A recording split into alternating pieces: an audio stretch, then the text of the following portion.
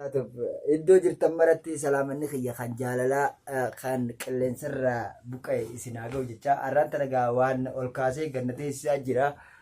Ol ka'eetiin gatta'aa ol ka'ee gattaa'uun kiyya akkanatti rakkoo guddaa na mudaa jira jechuudha. Mee dhiisime waan jabaatee akkanatti ol kaasee ganna teessisaa beeke. Jirra jirtu gaa hordoftoota maatii jaalalaa ajalaa turte iddoo jirtan maratti salaamanni kiyya kan jaalalaa lagaa fi gaara qaxxaamuree ga'u jechaa hordoftoota kiyya gaa har'aan tana waan jajjabaa waan hedduu takka nama yaaddessa waan nama jibbisiisaa wanneen qabadhee dhiyaadhee maali jechuun keessan hin oolamu. Hordoftoota kiyya ilmaan Oromoo qaqqaalii yaa ummata qaaliirra qaalii ummataan ana qofa osoo hin taane namni hundi saba ifiitiif lubbuu dabarsu. Wayyo na dhibdee beeka inni kun hedduu takka na aarsiti hedduu takka viidiyoo tana laakiin dura dursoo viidiyoo tana hoggaa argitan laayik sheer godhuudhaan iddoo maratti akka naa geessiftan adara oromummaatiin isiniin ja'a. Adaraa Oromummaa viidiyoo laayik godhaa ogguma agartan ammaan tanarraa kaasaati laayik godhaa daddafaatii laayik godhaa bakka hundaan naagaa dhimma guddaadha dhimma jabaadha dhimma hedduu takka garaa nama booreessa waan hedduu takka nama aarsaa dhugaa rabbii dhugaa viidiyoo tana sheer laayik godhaa. Sheer laayik godha namni Oromoo taate namni quuqama Oromummaa qabu hundinuu jechuudha. Viidiyoo tana argitanii kan laayik hin to'ine bira kuttanii waada Oromummaatiin isin qabee dhugaa rabbii dhugaa maalii yoo jettan hedduu takkana aarsaa himuun fedhu tasnan jiru hedduu takkana aarsa maalii bara namni jibbee harkaa waliin hoode naannoon firoomaa kutaadhaan wal qoodee maali jechuun keessan hin oolamu hedduu takkaa na aaree hedduu takkaa na aarsa dhugumatti gochii akkasiisan hedduu na dabbara hedduudhaan jibbaa'u dhugaa maali isin hundinuu akkuma harkaa jirtan sooshaal miidiyaarraa wanni deemaa jiru maali? Hedduu tana hedduu nama aarsiti akkamittaa kun Oromoo fi Oromoo wal nyaachuu eessatti yoo jettan Oromoo Yamanii fi Suudii Arabiyaa keessa jirtu keessaafuu kutaadhaan wal qooddee akka malee waan nama jibbisiisaa waan nama gaddisiisaa Oromoon Oromoo wajjin wal nyaachuun sirna hin taane fiduun sirriidhaa miti. Taate hedduu tanaa kan sooshaal miidiyaan irratti deemaa jiru waan hedduu garaa nama gubbaa waan hedduu Oromoodhaaf hin tolle sirna Oromoodhaa booreessitu jechuudha. Hatta hayyoota gurguddaa birallee geessee jirti dubbiin tuni ammaan tana hedduu deemaa jirti. Oromoon wal lolteeti akka malee wal goddaa jirti kutaadhaan walloo fi arsii jettee wal qooddee akka maletti sirna hin taane badaa walirra raawwachaa jirti. Takkaa hin dhageenye. Oromoon dhugaadhaa Yamanii fi keessaafuu Suudii Arabiyaa keessatti hedduu takka wal miidhan duratti irraa jalqabe.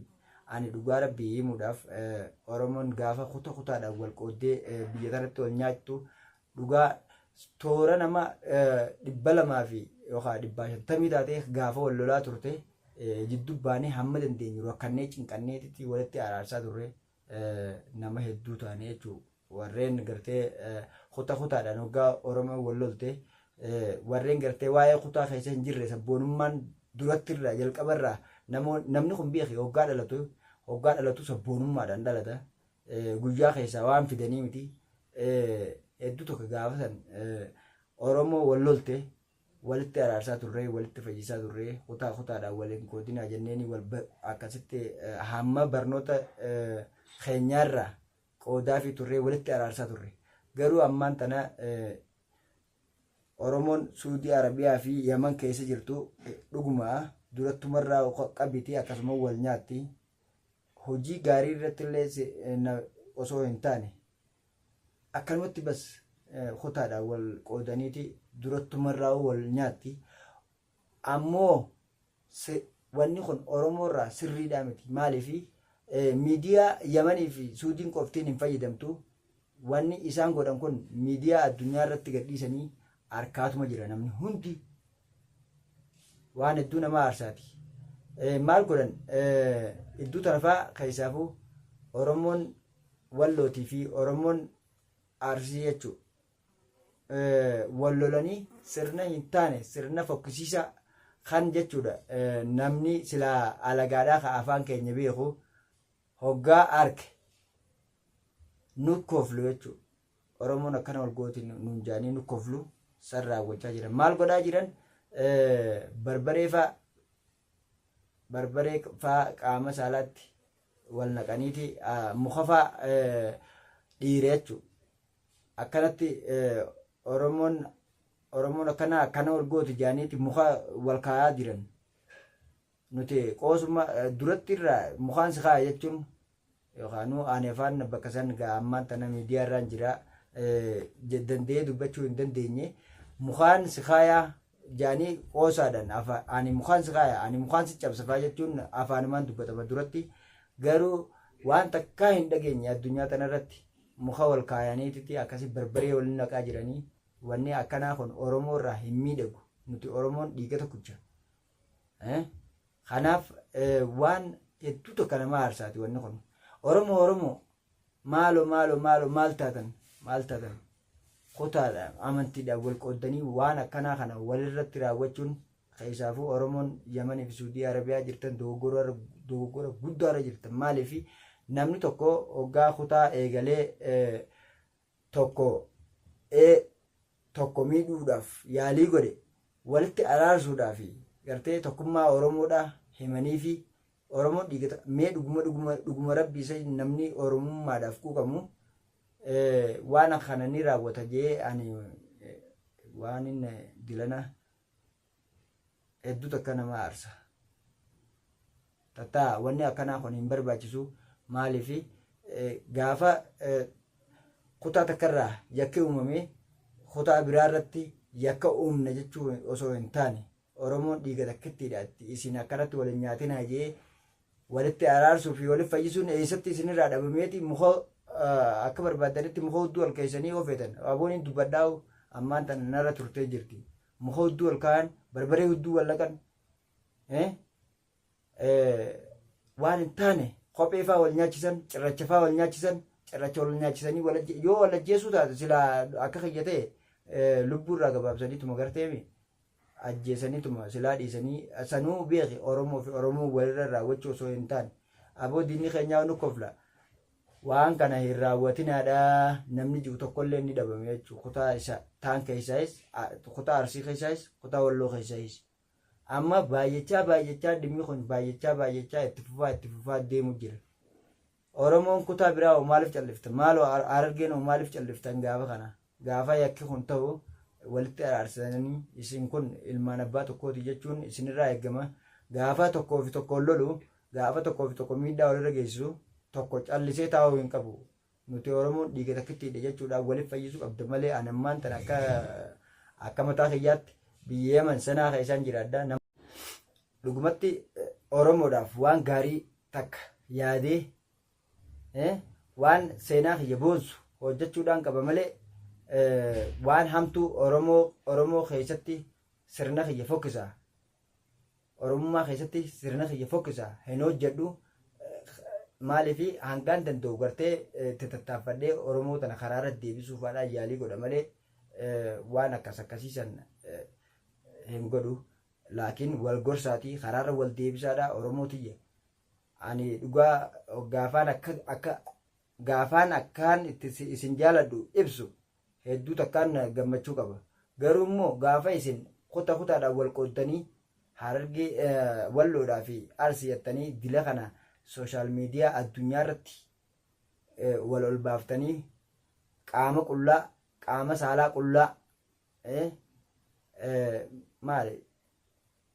maali hedduu tokko nama dhiba wanni isin gootan kana jee dubbachuu hin danda'u. Kanaaf wanni akkanaa kun isinirraa hin barbaachisu. Viidiyoo tana laayik sheer godhuudhaan iddoo biratti naa geessisaadha. Oromoo hunda biratti naa geessisaadha. Gochaa akkanaarraa sirraa'aadha. Ammoo warri gaafa Oromoon kutaadhaan wal qoodee biyya namaa tana keessatti wal miidhu warri calliftanii ilaaltan hadaraa calliftanii hin ilaalinaa gaafa Oromoo wal nyaattu gidduu dhaabbadhaatii uummata kana walitti araarsaadha. Akka nagayni buugoodhaadha. Akkasitti nagaya buusaa fi maaloo Oromoo tiyya hedduu takkaan isin jaaladha ture. Ani gochee akkanaa kun gaafa Oromoo keessa mul'atu hedduu takka na aarsa. Kanaafuu yaa Oromoo hadaraa isinis warri kutaa biraa warri cal jettanii Oromoo tana lamee walin laaltan hadaraa dhiinni Oromoodha isin haa qabu, dhiinni gootota isin haa qabu. Isin walitti araarsa akka uummanni kun nagayaan Oromoo takkitti ta'ee wajjin jiraatu hadaraa akkas taasisaadha. Namni viidiyoo kiyya kana arkitan cal jettanii hin laalinaa. Oromoo wal nyaattu cal jettanii hin laalinaadha. Dhiiga fi hoggaaniif miidhu hedduu takka namatti hin tolle. Kanaaf Oromoo maaloo bira dhaabbadhaa. Oromoo bira wal nyaachaa jirti. Oromoon sooshaal miidiyaa irratti qaama qullaa wal baasaa jirti. Hin ta'u kuni hedduu takka nama aarsaa. Kanaaf Oromoo tiyya maaloo cinaa dhaabbadhaa. Isin warri kutaa biraa taatan isaan kana walitti araarsaadha. Maaliif yakki biraa akka kanaan duubaan hin dhalanne silaawoo yakki yakkuma caalaa yakka duubaan dhufu santu irra badaadha. Maaliif haala kanatti imma wal barsiisuu jaama. Maaliif kaarra nagayaan taa'us yoo ati Hararge arraan tana Arsii fi Walloon akkas wal godhanii nagayaan kateessu ta'ee boruusuma akkasuma Jimmaanis akkasuma.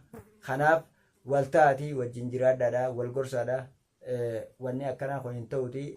Dhimma kana bakka irraa ka'ellee beekuu baadhu hedduu takka nama aarsaa. Bakka irraa ka'essanillee isin warri itti dhiyaatan laalaadha. Gurguddaan keessan gurguddaan Oromoodha.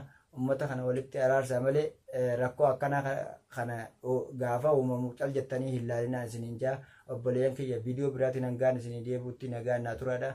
Ammoo waan gaarii arguun qaba jeetiin abdii qaba. Waan gaarii nu barsiisa walitti araarsaadha Oromoodhaati nagaan naa tura.